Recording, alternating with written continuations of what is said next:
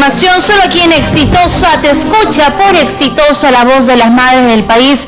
Y hoy día es 3 de mayo, Día Internacional de la Libertad de Prensa, y una cifra en rojo porque en lo que va de este año 2022 se han registrado 74 ataques contra los periodistas. Ahora, sobre eso vamos a darle el espacio a nuestro colega Diego Salazar, periodista, y le damos, por supuesto, la bienvenida afectuosa aquí a Exitosa. ¿Cómo está, Diego? Buenas noches. ¿Cómo están? Buenas noches. Muchísimas gracias por la invitación. Hola, Diego, ¿qué tal? Buenas noches. ¿Cuál es tu reflexión que lograste hacer el día de hoy, en este Día Mundial de la Libertad de Prensa? Bueno, estamos atravesando un momento difícil en el Perú, en lo que a libertad de prensa se refiere. Existen amenazas, distintas amenazas, desde frentes distintos. Tenemos un ejecutivo encabezado por el presidente Pedro Castillo, que o bien no parece entender cuál es la labor de la prensa o no parece importarle, y de hecho hemos tenido incluso algunos hechos de violencia contra algunos colegas en la cobertura de las actividades del Ejecutivo, pero a la vez también ocurre algo similar desde la oposición, desde el Congreso, donde también existe una actitud hostil constantemente hacia la prensa, ¿no? Y los periodistas sabemos que la prensa en nuestro país no pasa por su mejor momento de percepción. De hecho, tenemos cifras para esto, ¿no? El Barómetro de las Américas que publicaba el IEP en conjunto con la POP de la Universidad Vanderbilt hace unos días, mostraba que en el Perú existe una muy baja confianza a los medios, alrededor del 29%, si mal no recuerdo.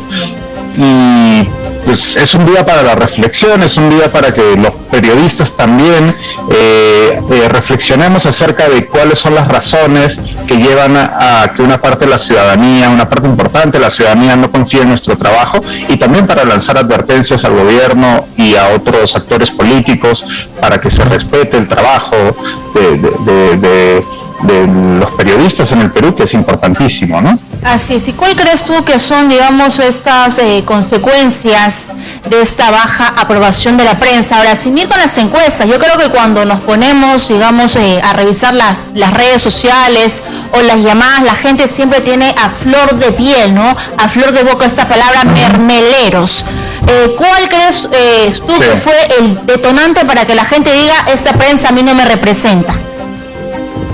Bueno, en ese sentido es muy interesante el libro que ha publicado hace unos días Andrés Calderón, que es abogado y periodista, un libro que hace un recorrido del año 2016 a esta parte, ¿no? Y de cómo, por ejemplo, Fuerza Popular encabezó una serie cuando contaba con una amplia mayoría en el Congreso, encabezó una serie de propuestas de ley contra los medios, y cómo esta percepción de parte de Fuerza Popular, que luego se ha exacerbado en las últimas elecciones, de que la elección le fue robada de alguna manera, lo cual es una tontería, por supuesto, pero esto hizo que en el 2016 tanto Keiko Fujimori como varios miembros del Parlamento, de la bancada fujimorista, lanzaran una andanada de ataques contra la prensa.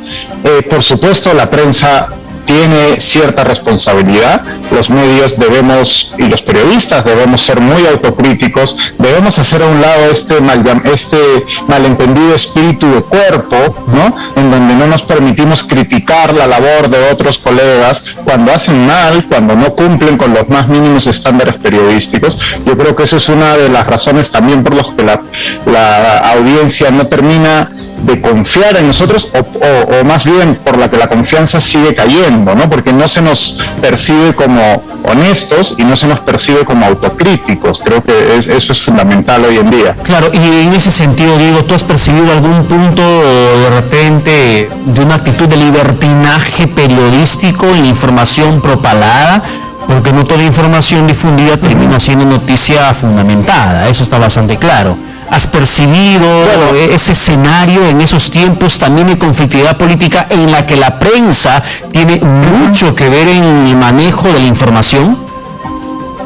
Yo no utilizaría el término libertinaje, La libertad de prensa está garantizada por nuestras leyes. Los medios tienen el derecho de publicar informaciones incluso incorrectas, pero los medios nos debemos a nuestra audiencia.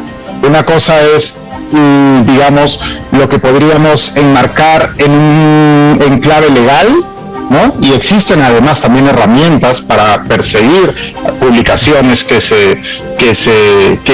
excedan los límites, pero los medios tienen derecho a equivocarse también. Lo que ocurre es que cuando se equivocan tienen que también tener la gallardía de asumir su error y pedir las disculpas del caso, ¿no? Por ejemplo, el caso paradigmático para mí es lo que hemos vivido hace casi un año en la campaña, sobre todo en la segunda vuelta de la campaña presidencial, ¿no? Cuando buena parte de los medios de comunicación tuvieron una actitud de, pues, prácticamente ser propagadores de propaganda de una de las dos campañas, de uno de los dos candidatos, de la candidata Keiko Fujimori en concreto, y estamos ya a 10 meses de la presidencia del presidente Pedro Castillo, si no me equivoco, más de 10 meses, y aquí parece que no pasó nada. Yo no he visto a ningún periodista ni a ningún medio de los que se comportó como un artefacto de campaña, o que luego sirvió, cuando ya concluida la elección, luego sirvió de altavoz para este absurdo del fraude electoral. Yo no he visto a nadie pedir las disculpas del caso, dar las explicaciones del caso, ¿no? ¿Cómo vamos a los medios y los periodistas ser capaces de exigirle explicaciones al presidente Pedro Castillo, por ejemplo, en este caso último, ¿no? El aparente plagio de su tesis, que a mí me parece un hecho gravísimo, y el presidente ni se ha dignado a dar respuestas? Pero ¿cómo vamos a ser capaces y qué autoridad moral tenemos si ni siquiera hemos podido ejercer la autocrítica o una reflexión o una explicación a el pésimo comportamiento de la segunda vuelta y de la post-campaña? Si hablamos de las marchas, yo recuerdo un hecho que me generó de verdad mucha indignación. Era una reportera, Stephanie Medina, que estaba cubriendo una campaña de segunda vuelta del presidente Pedro Castillo. Entonces la persona que estaba ahí, dirigiendo, que no era el presidente, decía: esos medios, esa prensa mermelera, si vamos contra ellos. Y la reportera fue perseguida por una turba, fue golpeada, fue pateada. Entonces hay un específico grupo del poder que asusa la violencia contra la prensa. ¿Quién nos defiende ahí? Recuerdo también otra reportera que fue cargada por un seguridad del presidente Pedro Castillo, que ni siquiera hizo nada más que ponerle el micrófono. ¿Quién nos defiende de eso? Eso fue un hecho gravísimo, el primero que denunció, con el segundo también. El primero, yo escribí al respecto, yo conversé con Stephanie y con otra reportera de RPP que estaba a su lado, que también fue agredida. Primero, fueron agredidas mientras, creo que no fue exactamente Pedro Castillo, sino quien animaba el mitin en ese momento, Pedro Castillo, me parece. Sí. Luego Pedro Castillo, no sé si en ese mismo mitin o en horas más tarde o al día siguiente, sí salió a gritar que iba a revelar los sueldos de la prensa, el mermelero, etcétera. Sí, por supuesto, los políticos tienen un papel clave en este caso y tienen una responsabilidad. No se puede asusar a la violencia, pero estamos viendo no solo hacia los medios, sino hacia cualquier tipo de discusión.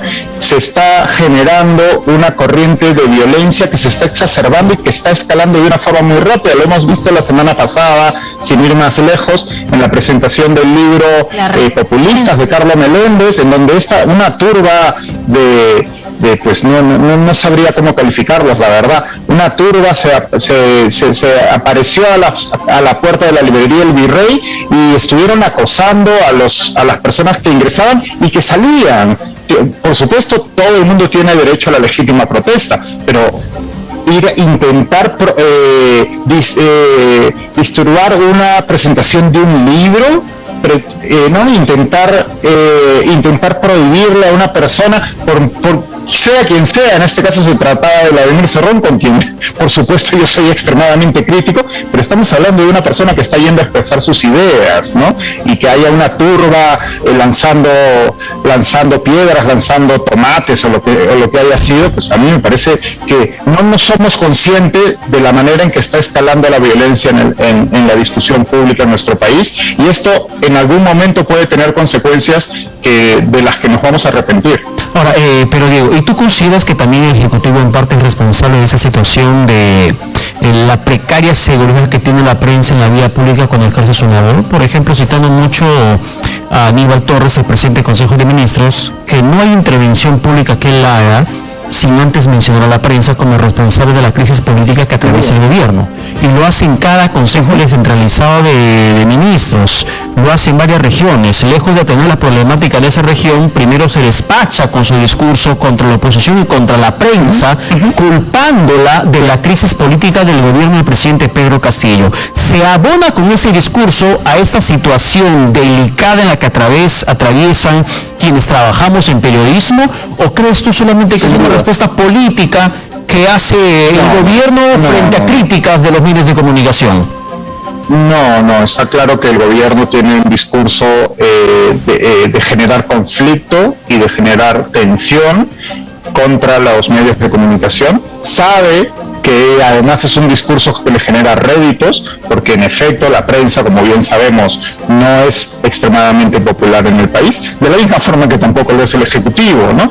Pero este Ejecutivo, y en particular el premier Aníbal Torres, es un tipo ducho en estas artes de generar y atizar polémica, de lanzar tiros para otras partes, para generar distracciones que hagan que no nos fijemos en la labor del Ejecutivo, en las tonterías que él suele decir, y que la ciudadanía dirija su exaltación, su ira hacia otros actores políticos, o en este caso a la prensa. En efecto, el Ejecutivo tiene una responsabilidad clarísima en esto, ¿no? Así es, como por ejemplo el Ministerio del Interior debería darle seguimiento a este grupo de la resistencia exitosa, al menos ha sido un medio que ha sido innumerablemente golpeado, agredido, atacado, vituperiado por ese grupo, la resistencia.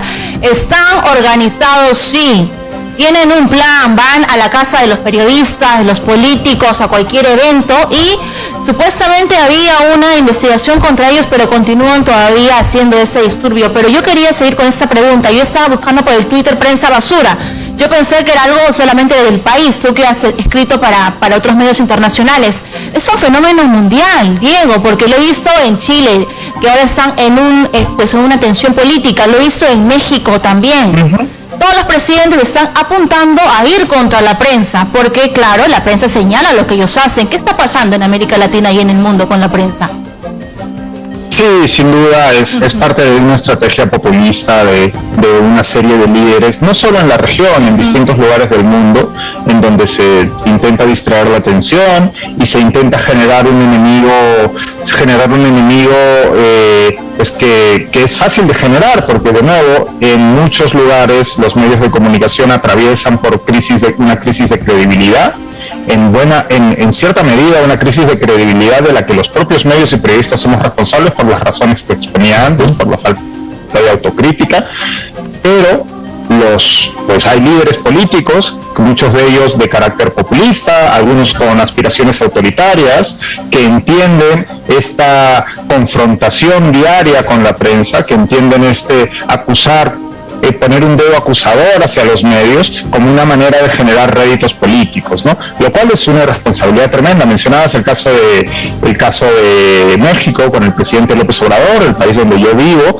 Esto lo vemos todos los días. El presidente, desde el podio más alto de la nación, desde la conferencia de prensa que da todos los días de 2 o 3 horas en Palacio Nacional, ataca a los medios, ataca a la prensa. Hay una señorita que trabaja para él, que todos los miércoles sale a acusar a los medios de haber mentido, cuando muchas veces es ella la que está mintiendo, ¿no? Y estamos hablando del país más peligroso del mundo para ser periodista, en donde en lo que va de año han muerto 5 periodistas asesinados, ¿no? Entonces, Por fortuna en el Perú no nos encontramos todavía en esa situación, esperemos que no lleguemos a una situación similar, pero en efecto las autoridades tienen una responsabilidad y los propios periodistas tenemos una responsabilidad, porque, y ahí me gustaría apuntar algo que yo repito muchísimo, y es que si los periodistas no tenemos la confianza de nuestra audiencia, no tenemos nada.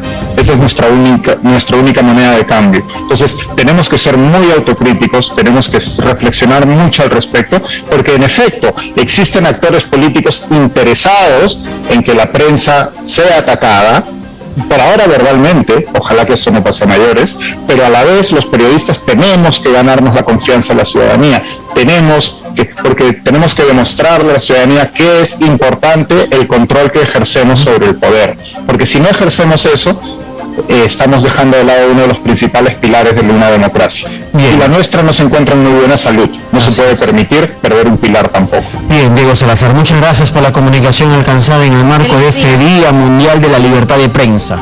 Un abrazo a la distancia. Ha sido un placer, muchísimas gracias. Muchas gracias. Muy bien, 9:21, Pedro, vamos ahora pues a nuevamente convocar la opinión del